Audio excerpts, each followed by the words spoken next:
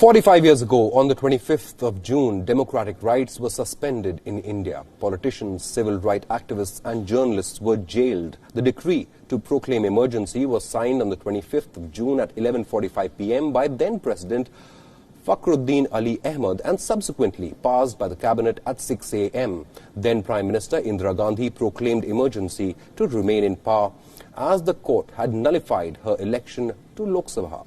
Indira Gandhi took the pretext of internal disturbance to proclaim emergency in India. The protests in India were then led by veteran politician Jai Prakash Narayan, who was Nehru's compatriot.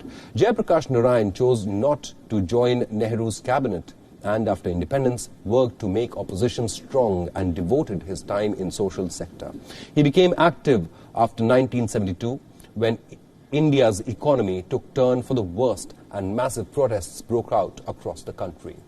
Indira Gandhi, despite winning the 1971 war and testing a nuclear device, became politically isolated because of extremely high inflation and her dictatorial style of functioning.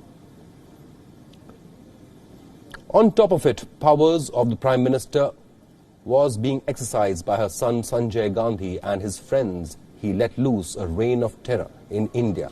From forced sterilization to pushing every lever in the government, democratic principles were turned upside down between 1975 and 1977. Even old and bedridden, Jai Prakash Narayan was jailed by Indira Gandhi government. Eventually, emergency was lifted in 1977 and Janata Party defeated Indira Gandhi. The new government, led by 81-year-old Morarji Desai, amended the Indian constitution, making it impossible for any government in the future to clamp emergency and take away political rights on the ground of internal disturbances.